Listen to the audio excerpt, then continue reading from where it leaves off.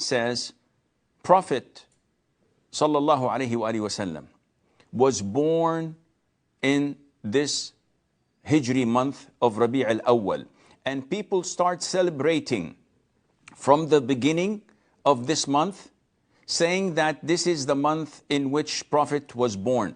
So we celebrate his coming. Is this permissible? This is a good question, and you can cascade this question to similar questions that follow the same pattern.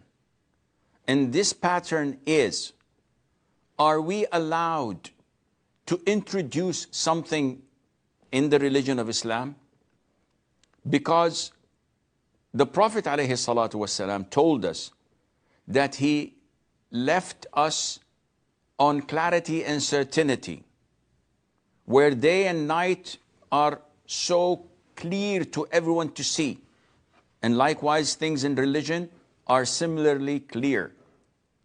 And no one would go astray except someone who's doomed. The Prophet said, ﷺ. He also told us that whoever innovates in our affairs, in our religion, what is not part of it, it is rejected. So, the month of Rabi'ul Awwal, the third month of the Hijri calendar, does it have any importance to the Muslims? Well, we know Ramadan is important. We know the sacred 4 months are important. We know the 3 months of Hajj are important. We know that things that Allah or the Prophet ﷺ had said to us that they are important, we consider them to be important. But is it up to us to select, for example, the month of Rajab and say that this is the month that the night journey, the miraculous night journey took place, so we praise it? Or the month of Sha'ban because it has the middle of Sha'ban night in it, or this or that? Do we have this privilege to do so? Well, we have to go back to the basics. And the basics state that innovating in Islam is not permissible. The basics for any Muslim like you and me, who are logical, we're not scholars, we're not intellectual people, we are laymen. We know that we have the Quran and we have the Sunnah. So we go through the biography of the Prophet ﷺ. We find that scholars differed whether he was born in the month of Rabi' al-Awwal, the 12th of Rabi' al-Awwal, or the 9th, or before that, or not. But all scholars agree that the Prophet ﷺ died on the 12th of Rabi' al-Awwal. He died, he passed away on this month. So are you celebrating his birth or his death? Watch out. Secondly, what is more important? His birth, where he lived for 40 days like any other human being, or the day he was revealed to and became a prophet, a messenger of Allah Azza wa Jal? Definitely, this is the day to be praised if we were to praise it. Thirdly, did the Prophet ﷺ ever in his life tell us anything about the issue of Rabi' al-Awwal being important, being good, being this or being that?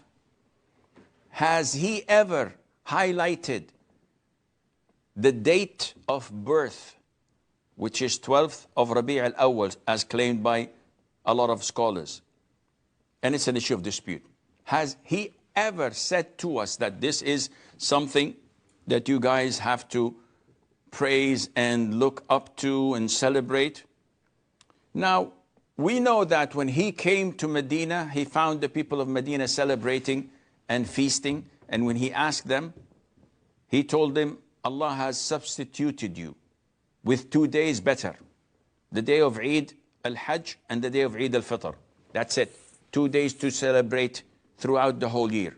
Never ever he mentioned anything about his birthday or the birthday of Isa ibn Maryam, or the birthday of Ibrahim al-Khalil, peace be upon them all. His companions, who loved him more than we love him, without any doubt, had never ever mentioned it or celebrate it. So is it possible that we know more than them? That we love him more than them? Or is it possible that shaitan is messing up with our deen because we are ignorant and we are so deviated from the straight path that we are not concerned, we're not even wanting to refer back to the Quran and Sunnah for answers? This is a question you have to answer. And you have to do your due diligence, whether you're following the Prophet ﷺ for real, or you're following your whims and desires and what your corrupt peers and saints and so-called Maulana are telling you to do without any evidence, neither from the Quran nor from the Sunnah. And may Allah make it, the Muslims follow the Sunnah and abide by it.